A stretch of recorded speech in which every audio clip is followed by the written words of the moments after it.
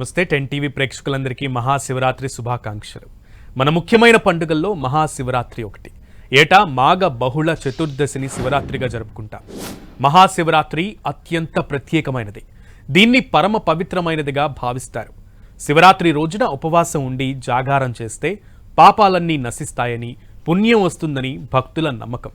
భక్తుల పాలిట కల్పతరువు అయిన శివునికి ఈ రోజంతా ప్రత్యేక పూజలు జరుపుతారు. రాత్రి కూడా దేవాలయాలు తెరిచే ఉంటాయి. పూజలు భజనలతో శివనామం మారుమ్రోగుతూ ఉంటుంది. ఈ పర్వదినాన లింగాష్టకం, శివ పంచాక్షరి జపిస్తారు. దీపారాధన చేసి భక్తి ప్రపత్తులతో రుద్రాభిషేకం చేస్తారు. శివపార్వతుల కళ్యాణం చేస్తారు. రోజంతా పరమేశ్వరుని ప్రార్థనలతో చింతనలో గడిపి రాత్రి జాగారం చేస్తారు. శివరాత్రి పర్వదినానికి ఉపవాసం, జాగారం చాలా ముఖ్యం. అలాంటి శివరాత్రి మహత్యాన్ని మనకు వివరించడానికి 10 టీవీ స్టూడియోలో లైవ్లో ఉన్నారు ప్రముఖ పండితులు బంగారయ్య శర్మ గారు. నమస్తే సార్. అలాగే అన్నదానం చిదంబర శాస్త్రి గారు ఉన్నారు, జూమ్లో మనతో జాయిన్ అవుతారు. ఆయనకు కూడా వెల్కమ్. బంగారయ్య శర్మ గారు, మహాశివరాత్రికి చాలా ప్రాశస్త్యం, కానీ ఇది అందరికీ తెలియదు. మహాశివరాత్రి అంటే ఏదో జాగారం చేస్తారు, కొంతమంది కొంచెం వికృత చేష్టలు కూడా చేస్తూ ఉంటారు, దీని ప్రాశస్త్యం తెలియక. సో మహాశివరాత్రి ప్రాశస్త్యం ఏంటంటారు? అంబోధర శ్యామల కుంతలాయై అతి ప్రవాసామ్రజటాధరాయ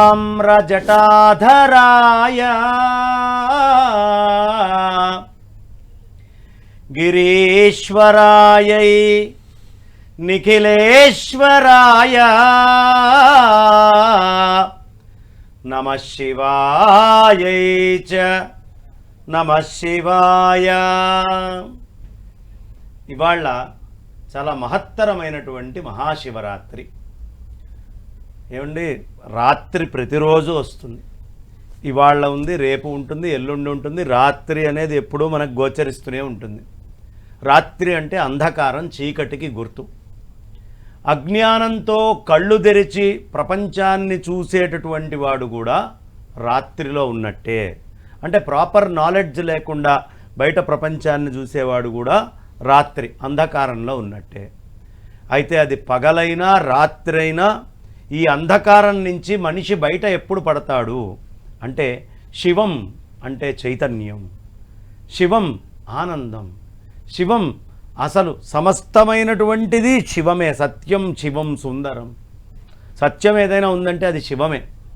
కాబట్టి ఇలాంటి శివ అనేటటువంటి సర్వవ్యాపకమైన ఆ పరమాత్మ స్థితిని ఎవడు అంధకారములో తీసుకొనొచ్చి పెట్టుకొని అంధకారాన్ని దూరం చేస్తాడో, శివుడిచ్చే ఈ అంధకారాన్నంతా దర్శిస్తాడో, ఈ సృష్టిలో ఉండే ప్రతి పదార్థాన్ని శివమయము అని ఎవడు దర్శిస్తాడో, ఆ దర్శించేటటువంటిది శివరాత్రి. ఈ దర్శించేటటువంటి ఎదురుగుండా ఉన్న వస్తువు కూడా ఆ శివుడికే అంటే భిన్నం కాదు అని ఎప్పుడు తెలుసుకుంటాడో వాడికి ఆ వస్తువుకి అభేదం ఏర్పడుతుంది. అప్పుడు దాన్ని మహాశివరాత్రి అంటారు. మహాశివరాత్రి అంటే నేను ఆ పరమాత్మ రెండు అభేదము అనే జ్ఞానము. నా రుద్రో రుద్రమర్చయ్యే. రుద్రుడు కానటువంటి వాడు రుద్రుడిని అర్చించలేడు. ఈ జీవుణ్ణి రుద్రస్వరూపంగా చేయటం అనేటటువంటి లక్ష్యాన్ని సూచించేదే మహాశివరాత్రి. అయితే ఇది రోజూ కావాలా? అక్కర్లేదయ్యా. జన్మకో శివరాత్రి. ఒక్కసారి ఆ అనుభూతితో కూడినటువంటి తత్వం నీ జన్మలో ఒక్కసారి వచ్చినా ఇక దాన్ని ఎవ్వడూ మార్చలేడు, తీయలేడు. బ్రహ్మవిత్ బ్రహ్మైవ భవతి అన్నట్టు వాడు బ్రహ్మమే అయిపోతాడు. కాబట్టి మహాశివరాత్రి అనేటటువంటిది ఈ మాఘమాసంలో సాక్షాత్తు బ్రహ్మదేవుడు విష్ణుమూర్తి నేను గొప్ప అంటే నేను గొప్ప అని కావాలనేది వాస్తవానికి వాళ్ళకి తెలియక కాదు. బ్రహ్మ విష్ణు మహేశ్వరులు ముగ్గురు ఒకటే అయినప్పటికీ లోకానికి జ్ఞానాన్ని అందించడానికి నాటకం ఆడుతూ ఉంటారు. ఆ నాటకంలో భాగంగా ఈ ఇద్దరి మధ్యలో వాదులాట జరుగుతున్నప్పుడు ఇవాళ జ్యోతిస్ఫాటకమైనటువంటి అగ్నిస్వరూపంగా, లింగస్వరూపంగా వాదన మధ్యలో ఆ పరమేశ్వరుడు ఆ అగ్నిలింగంగా ఉద్భవించాడు. అప్పుడు ఇద్దరు అనుకున్నారు, సరేనయ్యా, ఈ లింగము యొక్క అగ్రభాగాన్ని నువ్వు చూసిరా, ఆది భాగాన్ని నేను చూసొస్తాను, కింద నేను చూస్తాను, పైన మూలం ఎక్కడ ఆగిందో అక్కడ నువ్వు చూసిరా అని చెప్పి బ్రహ్మదేవుడికి విష్ణుమూర్తి చెప్తాడు. ఈయన శ్వేతవరాహ స్వరూపంలో కిందకి వెళ్తాడు. సృష్టిని చేసినటువంటి దీంతో ఆయన బ్రహ్మగారు పైకి వెళ్తారు. కానీ ఆయన పైన అగ్రం ఎక్కడ ఉందో కనుక్కోలేకపోతాడు. కానీ సృష్టి చేసేవాడికి ఏదైనా సృష్టి చేయగలిగే సమర్థత ఉంటుంది కాబట్టి ఒక అబద్ధాన్ని సృష్టి చేద్దాము అనుకున్నాడు. ఇదే మనమందరము చేసేది. ఇదే అంధకారమయమైనటువంటి జీవితం. లేనివి ఉన్నట్టుగా చూపించి కానివి ఏదో గొప్పది అన్నట్టుగా చెప్పి లేని అబద్ధాలు చెప్తూ జీవితాంతం బతుకుతూ ఉంటాం. ఈ బతికేటటువంటి ఈ సృష్టి చేసేటటువంటి మనకి గుర్తే అక్కడ బ్రహ్మదేవుడు. అలా బతికేటటువంటి వాడు ఎప్పుడూ పరమాత్మ యొక్క మూలాలని అగ్రాలని తెలుసుకోలేరు. ఇక స్థితి చేయడానికి వెళ్ళినటువంటి స్థితికి మూలమైనటువంటి ఆయన నిజం చెప్పాడు. నేను ఇంత దాకానే చూశాను, నేను ఇంతే స్థితి చేశాను, మూలం నాకు కనపడలేదు అని. ఈ బ్రహ్మదేవుడు అబద్ధానికి సాక్ష్యం కావాలి కదా. ఒక మొగలి చెట్టుని, ఒక మొగలి పువ్వు, అదేవిధంగా కామధేనువుని, ఈ రెండింటినీ తీసుకొని మీరు నాతో పాటు అబద్ధం చెప్పండి, మీకు అత్యున్నతమైనటువంటి స్థితి కలిగిస్తాను అని చెప్పి తీసుకొని వచ్చి విష్ణుమూర్తితో అబద్ధం చెప్పాడు. అప్పుడు పరమేశ్వరుడు అక్కడ ప్రత్యక్షమై, నాయనా ఎందుకు ఇలా అబద్ధాలు చెప్తున్నావు, ఈ అబద్ధాలు చెప్పడం అనేటటువంటిది దోషం కదా అని చెప్పి ఆ దోషము నుంచి ఆయన్ని బయటికి వేసే విధంగా ఒక శాపాన్ని ఆయనకు అనుగ్రహించి, ఇక నీకు పూజలు ఉండవు, అబద్ధం చెప్పేవాడు ఎప్పుడూ ఈ భూమి మీద పూజ్యుడు కాదు. ఈయన సత్యం చెప్పాడు. సత్యనారాయణుడు ఏ శుభం జరిగినా, ఏ కార్యక్రమం జరిగినా ఈ సత్యం చెప్పినటువంటి నారాయణుణ్ణి పూజించండి అని చెప్పి సత్యనారాయణ వ్రతాదులు మనకి ఆరంభమవటం అనేది జరిగింది.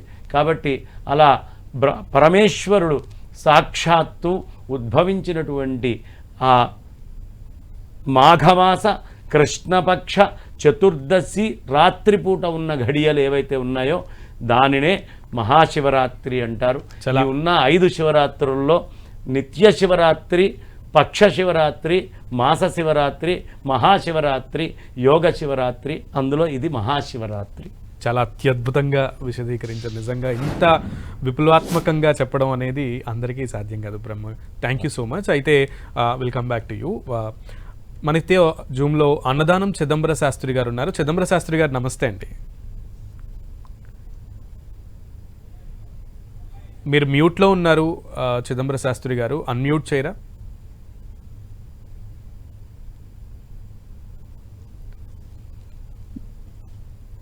మ్యూట్లో ఉన్నారు, కాశీలో ఉన్నారు. చిదంబర గారు మాట్లాడరా?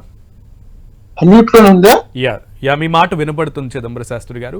ఈరోజు ప్రాశస్త్యం గురించి శాస్త్రి గారు చెప్పారు, శర్మ గారు చెప్పారు. సో శాస్త్రి గారు మిమ్మల్ని ఈ ప్రశ్న అడుగుదాం అనుకుంటున్నాను. అదేంటంటే ఈరోజు శివపార్వతుల కళ్యాణం నిర్వహిస్తారు, దానికి గల కారణం ఏంటి? ఇది శివ పర్వం అండి.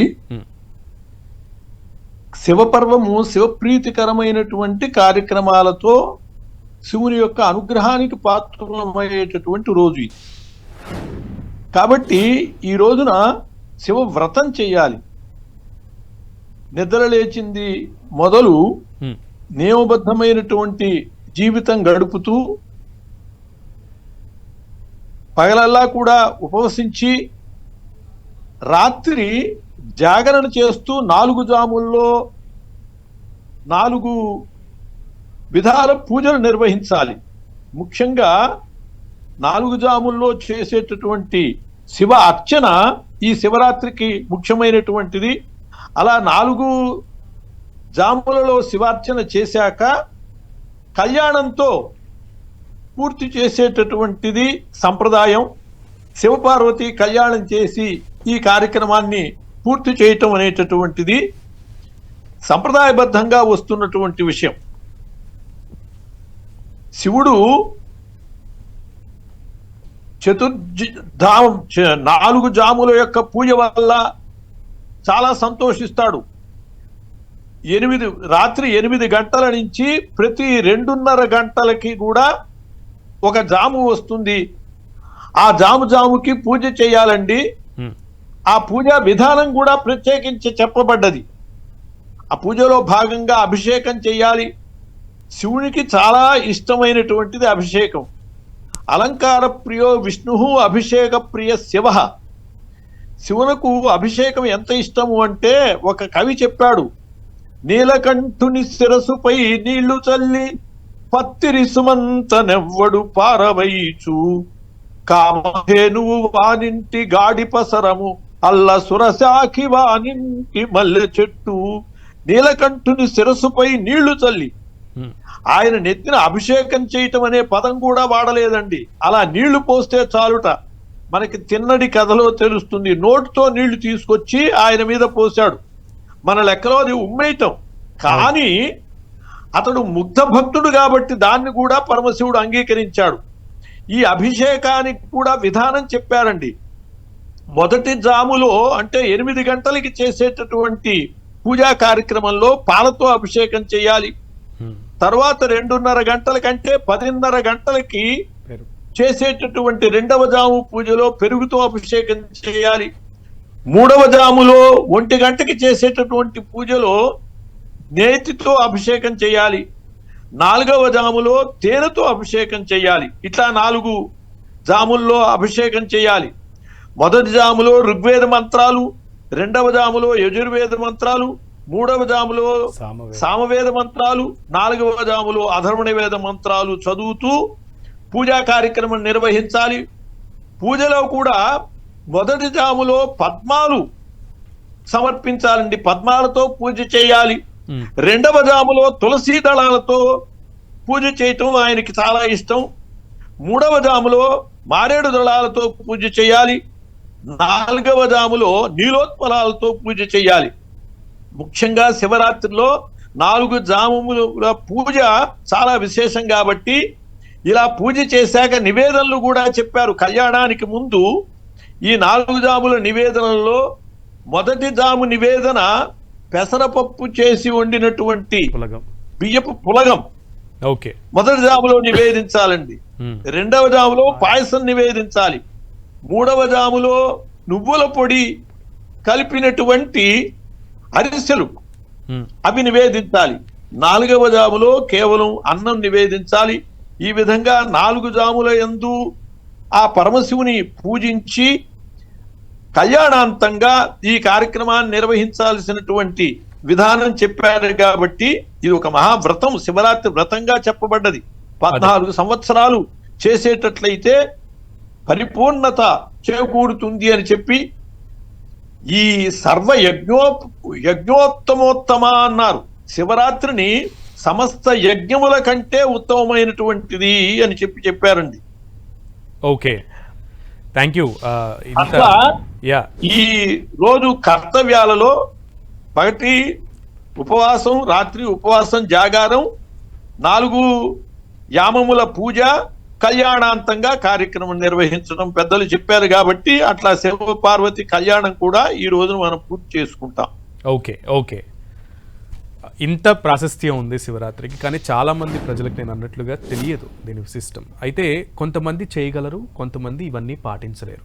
సో నియమావళి మొత్తాన్ని పాటించలేనటువంటి వాళ్ళకి, లేదా వారి వారి రోజువారీ పనులలో నిమగ్నమైపోయిన వాళ్ళకి భక్తి శ్రద్ధలతో దీనిని అంతే శ్రేష్టంగా చేయడం ఎలా అంటారు బంగారే శర్మ గారు? పూజ ఇది నమశంకరాయ అనే మంత్రము చక్కగా ఆనందంగా చెప్పుకుంటూ, అంత చేయలేకపోయినా ఉదయాన్నే నిద్ర లేవంగానే ఓ చిన్న శివలింగాన్ని పెట్టుకొని ఆ శివలింగం మీదకి కాసిన నమశంకరాయ నమశంకరాయ నమశంకరాయ అంటూ నీళ్ళని చక్కగా పోస్తే ఆయన ఏమక్కర్లా, కొన్ని పెద్ద ఏదో సంపద ఇస్తామో ఇంకోటో అక్కర్లా, అన్ని నీళ్లు పోస్తే అశుతోషి అసలు వెంటనే సంతోషిస్తాడు, సద్య ఫలాలను ఇస్తూ ఉంటాడు.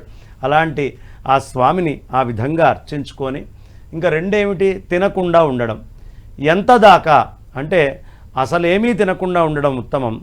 అలా కాకుండా ఉన్నప్పుడు కాస్త నీళ్లు తాగి ఉండడం. అది కూడా కాదండి అన్నప్పుడు అన్ని పాలు తాగడం. అది కూడా కాదు అన్నప్పుడు అన్ని ఫలాలని సేకరించడం, వాటిల్ని తీసుకోవడం. ఈ పని చేస్తే చాలా ఉత్తమము. ఫలహారమున కన్నా పండ్ల కన్నా పాల కన్నా నీటి కన్నా పవన భక్షణం ఎంతో శ్రేయస్కరంబు. ఆ విధంగా ఉండగలిగిన వాళ్ళు ఎలా ఉండగలరో ఆ విధంగా వాళ్ళ శక్తి కొలది ఉంటూ చక్కగా ఆ స్వామివారిని కథలు ఆయన గాథల్ని కాస్త గుర్తు చేసుకుంటూ ఏ హడావుడిలో ఉన్న శివ శివ శివయ నరాధా శివనామము చేదా శివ శివ శివయ నరాధా భవభయ బాధలు బాపుకొనరాధా. అందుకని శివ శివ శివ అంటూ ఉంటే ఈ భవభయ బాధలన్నీ పోతాయి. శివనామం ఎప్పుడూ చేదు కాదు, శివ శివ అంటూనే ఉండాలి. అందుకనే ఎప్పుడు శివ సహస్రనామాల్ని కృష్ణుడు మనకిచ్చాడు. శ్రీరామ రామ రామేతి రమే రామే మనోరమే అని పరమేశ్వరుడు ఆయన చెప్పాడు. అభేదమద్దు అనే విషయాన్ని వాళ్ళిరువురు చెప్తున్నారు. కాబట్టి నిరంతరము శివ ధ్యానాన్ని మనం చేస్తూ ఉండాలి. ఎప్పుడూ శివుణ్ణి తలుచుకోవాలి. ఇక రాత్రి జాగారము అంటే ఏదో పేకాడుకుంటూనో, క్యారమ్ బోర్డు ఆడుకుంటూనో, సినిమాలు చూస్తూనో, టీవీ చూస్తూనో, ఇంకొక ఎంటర్టైన్మెంట్ పెట్టుకుంటూనో జీవించకుండా కేవలం శివుడి యొక్క గాథలు, కథలు, ఆయన చరిత్ర, ఆయన నామము, ఆయన స్మరణ, ఆయన అభిషేకము ఇలాంటివే చేస్తూ ఈ విధమైనటువంటి కార్యక్రమాలతోటి మనం రోజు ఎప్పుడు గడపగలుగుతామో అది నిజమైనటువంటి శివరాత్రి. అందుకనే మనకి శివుణ్ణి సంవత్సరమంతా అర్చించావా లేదా ముఖ్యం కాదు.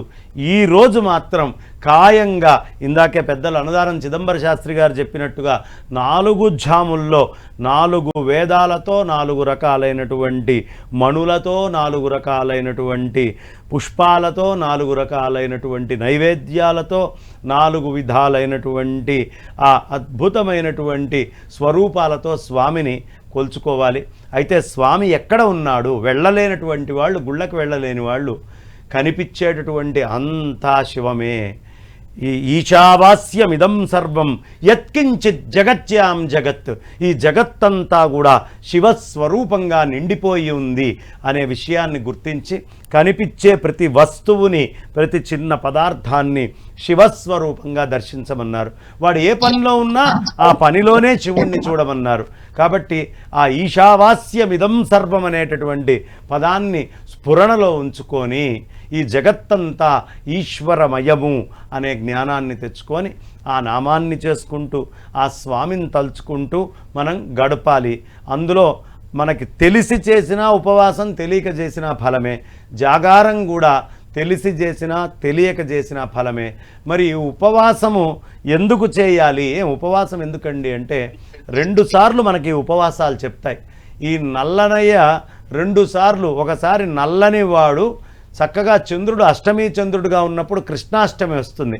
ఆ కృష్ణాష్టమి దక్షిణాయనంలో మనం ఉపవాసం ఉండి జాగారం చేయాలి. అదేవిధంగా ఉత్తరాయణంలో ఈ తెల్లనయ్య అగ్నివర్ణంలో వచ్చి నల్లటి లింగంగా మనకు గోచరిస్తాడు. తెల్లనయ్య నల్లటి లింగంగా, నల్లనయ్య చక్కగా చంద్రుడితో పాలల్లో పెట్టుకొని ఆయన పూజ చేస్తూ ఉంటాడు. ఈ దక్షిణాయన ఉత్తరాయణాలు రెండిటిలోనూ ఒక్కసారైనా ఎవడు ఉపవాసము జాగరణ చేస్తాడో వాడు జీవితాన్ని చూసుకోవాల్సినటువంటి అవసరము ఉండదు. వాడు మళ్ళీ పుట్టడం అనేటటువంటిది జరిగే అవకాశం లేదు. అందుకని ఈ శివరాత్రిని శివనామస్మరణతో, శివుడి యొక్క అద్భుతమైన గాథలతో సాధ్యమైనంత మటుకు అంతా శివస్వరూపంగా భావిస్తూ చూడాలి. ఓకే, బంగారయ్య శర్మ గారు, మరొక ప్రశ్న కూడా ఉంది. లింగాష్టకం అలాగే ఇంకొక పంచాక్షరి మంత్రాలు, ఈ 2 మంత్రాలకు కూడా చాలా విశిష్టత ఉంది. ఈ రెండింటిని చెప్పిస్తే చాలా మంచిదంటారు. ఆ వివరాలు తెలుసు. శివరాత్రి స్పెషల్ మహా డిస్కషన్ అయితే లింగాష్టకం, పంచాక్షరి మంత్రం, ఈ 2 మంత్రాలకి కూడా చాలా విశిష్టత ఉంది. వాటి యొక్క ప్రాశస్త్యం, ఆ మంత్రాలను జపిస్తే వచ్చేటువంటి ఫలం గురించి, ఫలితం గురించి అన్నదానం చిదంబర శాస్త్రి గారు చెప్తారు. అన్నదానం చిదంబర శాస్త్రి గారు. బ్రహ్మమురారి సురార్చితలింగం నిర్మల భాసుర శోభితలింగం జన్మజ దుఃఖ వినాశకలింగం తత్ ప్రణమామి సదాశివలింగం అని చెప్పి ఆ లింగాష్టకము, లింగాష్టక వేదం పుణ్యం య పఠేత్ శివ సన్నిధౌ శివలోకమవాప్నోతి శివేన సహ మోదతే అని చెప్పబడ్డది. లింగాష్టకం పారాయణ చేయటం వల్ల, పఠించడం వల్ల శివలోకం పొందుతారు అని చెప్పి చాలా అద్భుతమైనటువంటిది. ఎక్కడైనా మనం శివలింగం దగ్గర ఈ లింగాష్టకం కనుక చదివేటట్లయితే ఆ పరమశివుని యొక్క అనుగ్రహానికి పాత్రను అవటానికి చాలా దోహదపడుతుంది లింగాష్టకం. రెండవది పంచాక్షరి. శివ పంచాక్షరి అనేటటువంటిది నమశివాయ అనే 5 అక్షరాలు కలిగినది కాబట్టి దీన్ని పంచాక్షరి అంట. అసలు ప్రణవంతో సహా లెక్క వేసి శివ షడక్షరి మహామంత్రం అని కూడా దీన్నే చెప్తారు. ఓం నమశివాయ అని చెప్పి ఈ మిగతా మంత్రాలు ఏవైనా మనకు ఉపదేశం ఎవరైనా ఇవ్వాలి కానీ ఈ ఓం నమశివాయ అనేటటువంటి మహామంత్ర ఉపదేశం మనకి అక్షరాభ్యాసంతోనే జరుగుతోందండి. మనకి అక్షరాలే ఓనమాలు అంటారే, ఓనమాలు రాయటం కాదు. ఓం నమశివాయ సిద్ధం నమః అని చెప్పి మొట్టమొదట అక్షరాభ్యాస సమయంలో మన చేత పంతులు గారు వ్రాయించి దిద్దిస్తారు. కాబట్టి అక్షరాభ్యాసంలోనే మంచి ముహూర్తం, అక్షరాభ్యాసానికి కూడా చాలా మంచి ముహూర్తం ఉత్తరాయణంలోనే పెడతారు. కాబట్టి మంత్రోపదేశానికి అర్హమైనటువంటి ముహూర్తంలోనే ప్రతి వ్యక్తి ఓనమాలు వ్రాశాడు అనే నెపంతో ఓం నమశివాయ అని చెప్పి శివ మంత్రాక్షర, శివ షడక్షరి, శివ పంచాక్షరి మంత్ర ఉపదేశం పొందటం అనేది జరుగుతుంది. ఇది చాలా మన సంప్రదాయంలో, తెలుగు సంప్రదాయంలో విశేషంగా ఉన్నటువంటి విషయం. ఎందుకు అక్షరాభ్యాసము ఓం నమశివాయతో చేయాలి అంటే అసలు అక్షరాలు ఇచ్చిందే పరమశివుడు. అందువల్ల ఆయన డమరుకం వాయిస్తూ ఉంటే ఆ శబ్దాల నుంచి అక్షరాలన్నీ వచ్చాయి. అటువంటి ఆ పంచాక్షరికి ఎంత శక్తి ఉన్నది అనే దానికి నిదర్శనంగా ఒక గాథ కనపడుతుందండి. దాశారుహుడు అని చెప్పి ఒక రాజు ఉండేవాడు, రాజకుమారుడు. అతడు కాశీరాజ కన్యకని పెళ్లి చేసుకున్నాడు. ఈ కాశీరాజ కన్యకకి దూర్వాసుడు పంచాక్షరి ఉపదేశం చేశాడు. ఓం నమశివాయ అనే మంత్రాన్ని ఉపదేశం చేసి ఉన్నాడు. ఆమె చాలా నిష్ఠగా ఆ మంత్రాన్ని సాధన చేసింది. అటువంటి పుణ్యాత్మురాలు ఆమె. ఆమెని పెండ్లాడాడు ఈ దాశారుహుడు. కానీ ఆమె దగ్గరికి వెళ్ళలేకపోతున్నాడు. ఆమెని కౌగిలించుకోబోతే ఒళ్ళంతా కూడా మంటలు పుట్టినట్లుగా అయిపోతోంది. ఏమిటి అర్థం కాలేదు. ఎందుకు నేను నీ దగ్గరికి రాలేకపోతున్నాను అని చెప్పి అడిగితే అప్పుడు ఆమె చెప్పింది, నాథా, నేను దూర్వాస మహర్షి వల్ల పంచాక్షరి మంత్రాన్ని పొంది చాలా గొప్పగా తపస్సు చేసి ఉన్నాను. ఆ కారణంగా మీరు నా దగ్గరికి రాలేకపోతున్నారేమో అనేటప్పటికీ అతను అన్నాడు, అయితే నాకు కూడా ఉపదేశించు, నేను తపస్సు చేస్తాను, ఇతరం కాపురం చేయటానికి వీలవుతుంది అని అంటే నేను మీకు ఉపదేశం చేయదగిన దాన్ని కాదు అని చెప్పి గర్గ మహర్షి దగ్గరికి తీసుకెళ్తే గర్గ మహాముని ఈ దాశారుహుడికి పంచాక్షరి ఉపదేశం చేశాడు. ఉపదేశం చేశాక ఇతను చాలా నిష్ఠగా ఈ పంచాక్షరి జపం చేస్తూ ఉంటే ఇతనిలో నుంచి నల్లటి కాకులు బయటకు వచ్చి కింద పడి చచ్చిపోతున్నాయి. అలా కాకులు వచ్చి బయటకు పడి చచ్చిపోతుంటే గురువుని అడిగారు, ఏమిటండి ఇది అంటే ఏమీ లేదు, అతను ఇంతకాలం కూడా చాలా పాపాలు చేసి ఉన్నాడు. ఈ శివ పంచాక్షరి మంత్ర జపం వల్ల అతనిలో ఉన్నటువంటి పాపాలన్నీ కూడా ఆ నల్లటి రూపంలో కాకులలాగా వచ్చి బయటపడి దగ్ధమైపోతున్నాయి. కాబట్టి పంచాక్షరి జపము వల్ల మనలో ఉన్నటువంటి పాపాలన్నీ కూడా పటాపంచలైపోతాయి, దగ్ధమైపోతాయి అని చెప్పి మనకి ఆ పంచాక్షరి మహిమ తెలుస్తుంది. ఆ పంచాక్షరిలోనే సమస్తము ఉన్నాయండి. నమశివాయ అనేటటువంటి దాంట్లో ఎగ్జాక్ట్లీ దాని గురించే ఓం నమశివాయ అనే మంత్రంలోనే నమశివాయలోనే భూమి, నీరు, అగ్ని అన్నీ కూడా దాని గురించి పృథివ్యాకాశాలు పంచభూతాలు ఉన్నాయి. ఆ నమశివాయలోనే బ్రహ్మదేవుడు, విష్ణుమూర్తి, రుద్రుడు, సదాశివుడు వీళ్ళందరూ కూడా ఆ అక్షరాల్లోనే ఉన్నారు. అటువంటి పంచాక్షరి మహామంత్ర జపము ఎంత గొప్పది అనేటటువంటిది ఇంత అని చెప్పలేము. శివరాత్రి నాడు కనుక ఒక్కొక్క జపానికి సమయ విశిష్టత ఉంటుంది, స్థల విశేషము ఉంటుంది. శివరాత్రి నాడు కనుక జపించేటట్లయితే అది కోటి గుణితమైనటువంటి ఫలితం ఇస్తుంది. కాబట్టి నమశివాయ అనేటటువంటిది నాకు ఉపదేశం లేదే, నేను తలచకూడదు అనటానికి అవసరమేం లేదు. అక్షరాభ్యాసంతోనే మనము నమశివాయ అనేది పొంది ఉన్నాం. కాబట్టి అందరూ చక్కగా పంచాక్షరి జపించుకుని తమలో ఉన్నటువంటి పాతకాలన్నిటినీ కూడా ఆ దాసారుహుడిలాగా పటాపంచలు చేసుకోవచ్చు అని చెప్పి మనకి శాస్త్రాలు చెబుతున్నాయి. ఓకే, అయితే ఈ పంచాక్షరి మంత్రంతో పాటు పంచముఖాల యొక్క ప్రాశస్త్యం కూడా ఉంటుంది. వాటి గురించి కూడా చాలా మందికి తెలియదు. శివభక్తులకే ఈ పంచముఖాల ప్రాశస్త్యం మాక్సిమం అందరికీ తెలియకపోవచ్చు. దాని గురించి ఈ వేదికగా మీరు చెప్తారని. పరమేశ్వరుడు సద్యోజాత అన్నదానం వామదేవ చిదంబర శాస్త్రి గారు మీ దగ్గరికి మళ్ళీ వస్తాను. బంగారయ్య శర్మ గారు సరే. చెప్తారు దీనికి సమాధానం. సార్ సద్యోజాత వామదేవ అఘోర తత్పురుష ఈశానము అని 5 ముఖాలు. స్వామి చేసేటటువంటి కార్యాలు 5. సృష్టి స్థితి లయ సంహార తిరోధానాలని 5 కార్యక్రమాలు చేస్తారు. ఈ మొత్తము ఎక్కడి నుంచి వచ్చినాయి? పంచభూతాల నుంచి వచ్చినాయి.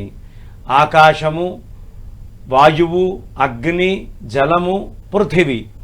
ఈ సద్యోజాతము అనేది సమస్తమైనటువంటి పృథివీ మీద ఉండేటటువంటి అన్నిటికీ మూలము అదే. ఆ శివుడి యొక్క అనుగ్రహము, ఆ శివశక్తే సద్యోజాతము. ఇక వామదేవము అనేటటువంటి ముఖము, ఈ బ్రహ్మాండమంతా జలమయంగా నిండిపోయి ఉంది. ఈ జలాలన్నిటినీ మనం అర్చించేటటువంటి దాన్నే వామదేవము అంటారు. ఈ మొత్తం నీళ్లకు అధిష్టాత ఎవరు? పరమేశ్వరుడే. అదేవిధంగా ఈ బ్రహ్మాండంలో ఉండేటటువంటి అగ్నులన్నిటికీ సంకేతమైనటువంటిది అఘోరము అనేటటువంటి రూపము.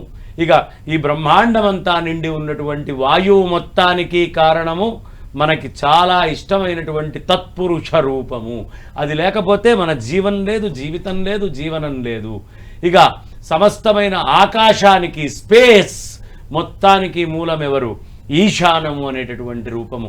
అందుకనే స్వామి దగ్గరికి వెళ్ళి మొత్తము రుద్రం చెప్పగలమో లేదో, సద్యోజాతం ప్రపద్యామి సద్యోజాతాయ వై నమో నమః, భవే భవే నాతి భవే భవస్త్వమాం భవోద్భవాయ నమః, వామదేవాయ నమో జ్యేష్ఠాయ నమః శ్రేష్ఠాయ నమో రుద్రాయ నమః కాలాయ నమః కల వికరణాయ నమో బల వికరణాయ నమో బలాయ నమో బల ప్రమధానాయ నమః సర్వభూతదమనాయ నమో మనోన్మనాయ నమః. అఘోరేభ్యో ఘోరేభ్యో ఘోర ఘోరతరేభ్యః సర్వేభ్యః సర్వేభ్యో నమస్తే అస్తు రుద్రరూపేభ్యః తత్పురుషాయ విద్మహే మహాదేవాయ ధీమహి తన్నో రుద్రః ప్రచోదయాత్. ఈశానః సర్వవిద్యానాం ఈశ్వరః సర్వభూతానాం బ్రహ్మాధిపతిర్బ్రహ్మణోధిపతిర్ బ్రహ్మా శివో మే అస్తు సదాశివోం అని ఈ 5 లింగాలకి మనం చేస్తాము. ఈ మొత్తము బ్రహ్మాండమంతా ఎక్కడి నుంచి వచ్చిందయ్యా అంటే ఆ పరమాత్మ నుంచే తిరోధానం అవుతోంది. ఎలా అవుతోంది? తస్మాద్వా ఏతస్మాదాత్మన ఆకాశ సంభూత. పరమాత్మ నుంచి ముందు స్పేస్, ఆకాశం వచ్చింది. ఆకాశము నుంచి ఆకాశాద్ వాయు, వాయువు వచ్చింది. అంటే కొంచెం స్ప్రెడ్ అవ్వడం, అందులోనే మూమెంట్ వచ్చింది. వాయోరగ్ని, ఈ వాయువు వల్ల అగ్ని అనేటటువంటిది ఫ్రిక్షన్ జరుగుతుంది కదా, మూమెంట్ వచ్చినప్పుడు అగ్ని పుట్టుకొచ్చింది. అగ్నేరాపహ, ఆ అగ్నుల వల్ల జలము అనేటటువంటిది వచ్చింది. అందుకే 2 హైడ్రోజన్ మాలిక్యూల్స్ ఉంటాయి అందులో, H2Oలో. ఆ నీళ్ళు వచ్చినాయి. ఈ నీళ్ల నుంచి మనకి పృథివీ అంతా వచ్చింది. ఈ పృథివీ నుంచి వృక్షాలు, ఓషధులు అన్నీ వచ్చినాయి. ఓషధాల నుంచి అన్నం వచ్చింది. అన్నము నుంచి పురుషుడు పుడుతున్నాడు. ఈ జీవుడి నుంచి ఈ జరిగే ప్రక్రియ మొత్తము 8 అయితే ఆ పైన ఉన్నటువంటి 9వదే ఆ పరమాత్మ స్వరూపము, అదే శివము. అందుకని ఈ శివస్వరూపమైనటువంటి దాన్ని 5 ముఖాలుగా మనకు అద్భుతంగా చూపిస్తూ ఇవాల్టి రోజున అభిషేకం చేసేటప్పుడు మనం ఏం చేస్తామండి?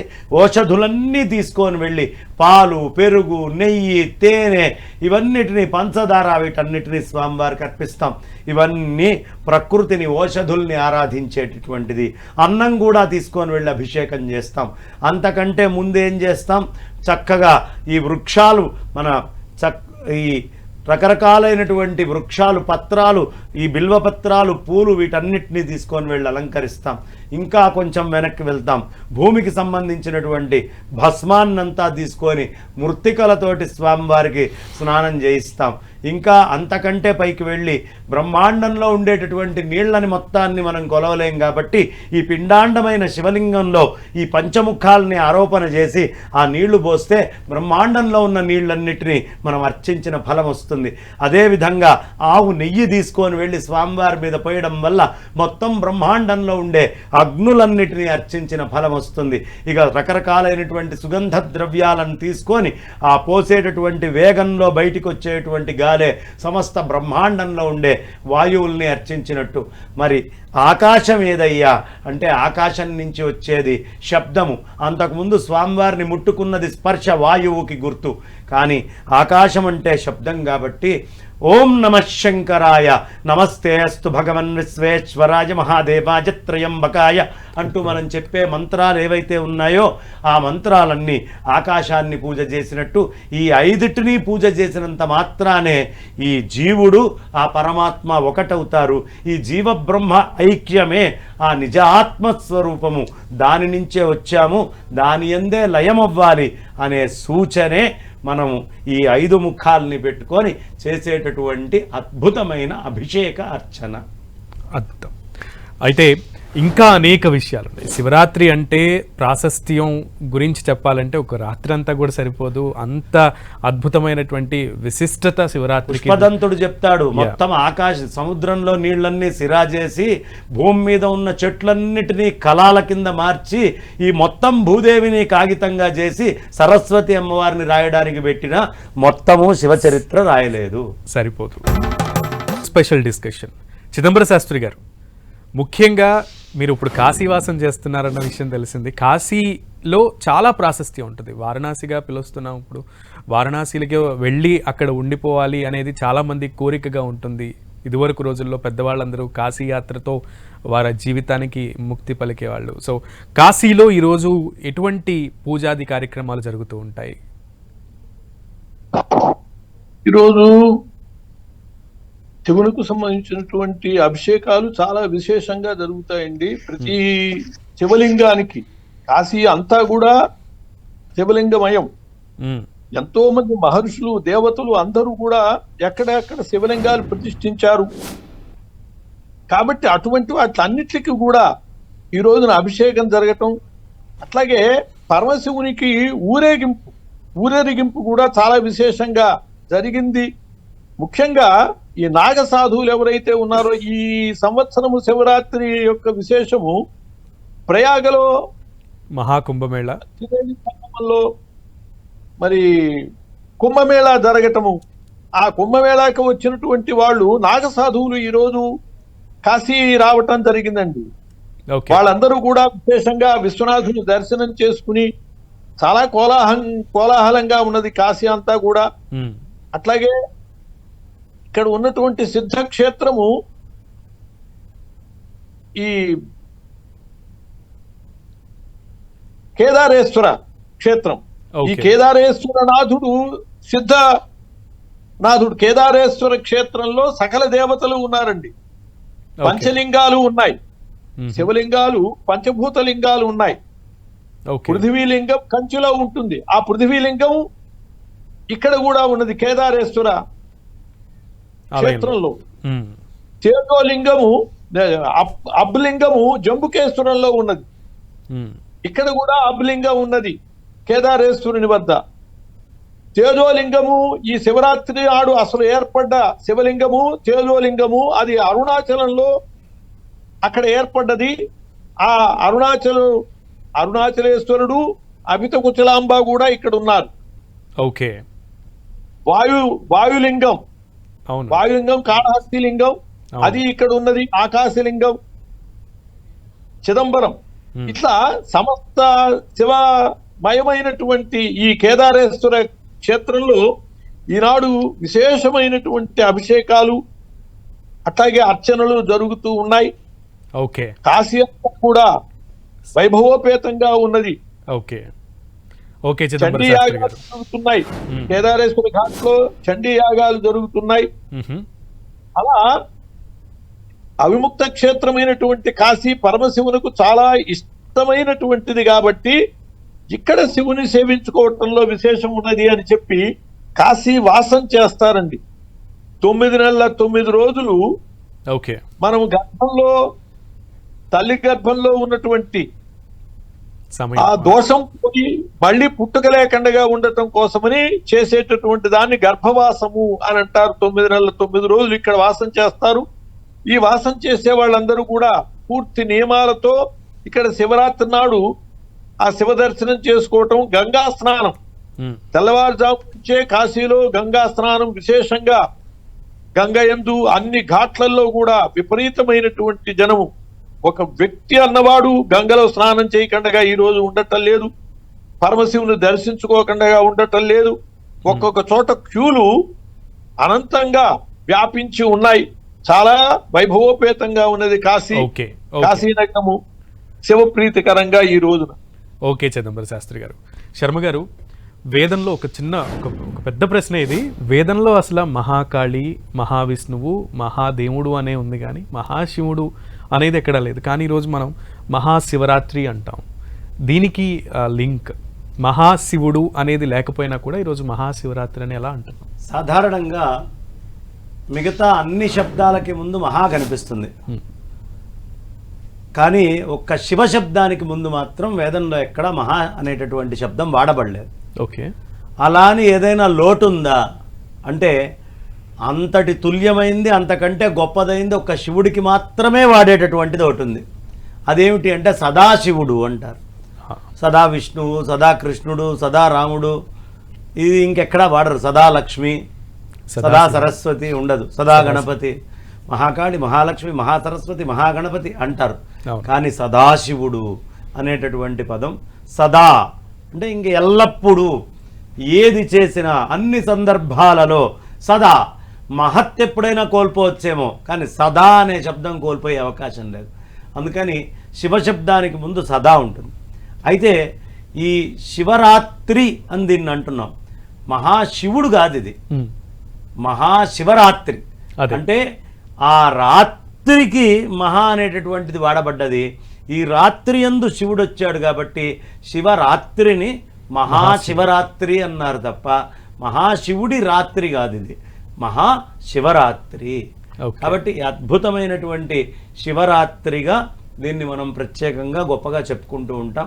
అందుకనే ఈ మహా అనేటటువంటి శబ్దాన్ని ఇక్కడ ప్రత్యేకంగా వాడడం జరుగుతుంది. ఓకే, చిదంబర శాస్త్రి గారు, జనరల్గా అందరూ కూడా సహజంగా ఉపవాసం అయితే పాటిస్తూ ఉంటారు, కానీ జాగారం దగ్గరకు వచ్చేసరికి చాలామంది నిర్లక్ష్యం చేస్తూ ఉంటారు.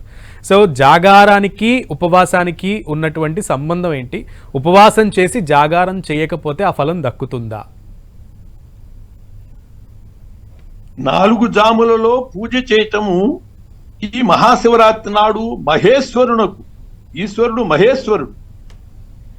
కాశీలో ఎవరిని ఎవరు చూసినా మహాదేవ మహాదేవ అనే సంబోధిస్తారండి. ఆయన మహాదేవుడు, మహేశ్వరుడు. అటువంటి ఆయనకి 4 జాములలో పూజలు చేసేటప్పుడు తప్పకుండా మెలకువతో ఉండాలి. అలా మెలకువతో, దీనికి కారణం ఏమిటంటే పరమశివుడు హాలాహలం భక్షణం చేశాడండి. సముద్ర మథనం చేసేటప్పుడు హాలాహలం వచ్చింది. అది లోకాల మీద పడి లోకాల్ని నాశనం చేస్తుంది. కాబట్టి మన యందు దయతో ఆ పరమశివుడు ఎంత దయామయుడో చూడండి. సముద్రంలోంచి పుట్టినటువంటి లక్ష్మిని విష్ణుమూర్తి స్వీకరించాడు. ఐరావతం, ఉచ్చైసవం వీటిలన్నిటిని కూడా ఇంద్రుడు స్వీకరించాడు. ఇలా ఆ దేవతలందరూ కూడా పంచుకున్నారు వచ్చిన వాటిని. కానీ మన కోసమని మహేశ్వరుడు మాత్రమే హాలాహలాన్ని భక్షించాడండి. అది లోపలికి పోతే లోపల ఉన్న లోకాలు భస్మం అవుతాయి కాబట్టి లోపలికి పోనీయక, బయట ఉంటే బయట లోకాలు భస్మం అవుతాయి బయటికి పోనివ్వక కంఠమునందు ఉంచుకుని ఆయన నీలకంఠుడయ్యాడు, గరళకంఠుడయ్యాడు. అటువంటి ఆ పరమశివుని కోసమని జాగారం చేయటంలో చాలా విశేషం చెప్పబడ్డదండి. పూర్వం గురుద్రుహుడు అని చెప్పి ఒక వేటగాడు ఉండేవాడు. ఆ వేటగాడు పగలల్లా ఎక్కడ వేటవాడినా కూడా వాడికి కావలసినటువంటివి ఏవి దొరకలేదు, ఆహారం దొరకలేదు. పగలల్లా ఉపవాసం చేశాడు. వాడికి తెలియదు అది మహాశివరాత్రి. వాడు రాత్రన్నా తిండి దొరుకుతుందేమో అని చెప్పి ఒక చెరువు పక్కన ఉన్న చెట్టు ఎక్కి ఆ చెరువు దగ్గర నీళ్ళకి వస్తాయి జంతువులు అని వల వేసి ఆ చెట్టు మీద కూర్చున్నాడు. ప్రతి జాముకి ఒక్కొక్క జింక, ఆడ జింకలు 2, మగ జింక అలా వచ్చాయి. మాటికి ఓకే. అది వచ్చి వల్లో చిక్కంగానే క్లుప్తంగా. దాని దగ్గరికి వచ్చేవాడు చెట్టు దిగి. క్లుప్తంగా శాస్త్రి గారు. దాని దగ్గరికి వస్తే అది బతిమలాడేది, నేను నిన్ననే ప్రసవించాను, నా బిడ్డకి చెప్పి వస్తాను అని. ఇలా దయతో వదిలిపెట్టేసాడు. ఆ రాత్రల్లా కూడా ఓకే శాస్త్రి గారు. సో ఆ రాత్రంతా కూడా ఆ రాత్రంతా కూడా ఆ వేటగాడు అలా ఎదురు చూస్తూ కాపలాగాసి అతను ఆ సమయంలో ఏం చేసేవాడంటే ఒక్కొక్క బిల్వపత్రాన్ని తీసి కింద వేస్తుంటే ఆ చెట్టు కింద బ్రహ్మదేవుడు స్థాపించినటువంటి శివలింగం ఉంది. ఆ శివలింగం మీద ఒక్కొక్క బిల్వపత్రి పడుతూ వాడికి తెలియకుండానే బిల్వపత్రాలతోటి స్వామివారికి త్రిదళం త్రిగుణాకారం త్రినేత్రం చ త్రియాయుధం త్రిజన్మ పాప సంహారం ఏక బిల్వం శివార్పణం అని పడుతోంది. ఆ వచ్చినటువంటి లేడీ నేను బక్కజిక్కిపోయి ఉన్నాను అని మనుష్య భాషలో మాట్లాడేటప్పటికీ ఆశ్చర్యపోయాడు. ఏమిటా ఈ లేడీ ఎక్కడి నుంచి వచ్చింది అంటే, మనకి సాగరమథనం చదివినప్పుడు దివ్యాంగన అనేటటువంటి ఒక రత్నము అదే లేడీగా వచ్చింది. ఆమె చెప్పింది నేను ఇప్పుడే పిల్లలకి పాలిచ్చొస్తా అని. వెంటనే మొగ జింక రావడం అయింది, అది కూడా ఇప్పుడే వస్తాను అని బాగా నమ్మకంగా ఇద్దరు రావడం, అది చూసి తను ఆశ్చర్యపోవడం. అంత్య సమయంలో ఈ పూజ చేసినందుకు అతనికి కైలాస ప్రాప్తి అయింది. అంతటి కైలాస ప్రాప్తి జరుగుతుంది జాగారం చేస్తే అంటారు. ఇంత అమూల్యమైన సమయాన్ని ఈ రోజు కేటాయించి మాకు బంగారయ్య శర్మ గారు అలాగే చిదంబర శాస్త్రి గారు ఇద్దరు కూడా మహాశివరాత్రి అని ఎందుకు అంటాం, సదాశివుడికి మహాశివరాత్రికి ఉన్నటువంటి వ్యత్యాసం ఏంటి, అండ్ అలాగే మిగతా ఉన్నటువంటి మంత్రాలకు ఉన్నటువంటి విశిష్టం ఏంటి అనేటువంటి ప్రతి ఒక్క విషయాన్ని కూడా చాలా సూచనప్రాయంగా కాకుండా విపులాత్మకంగా విషయాన్ని అంతా కూడా తెలిసే విధంగా చెప్పినందుకు ప్రత్యేకంగా ధన్యవాదాలు తెలుపుతూ ఇది ఇవాల్టి ప్రత్యేక డిస్కషన్. మరొక డిస్కషన్లో మళ్ళీ కలుద్దాం. Stay tune to 10 TV.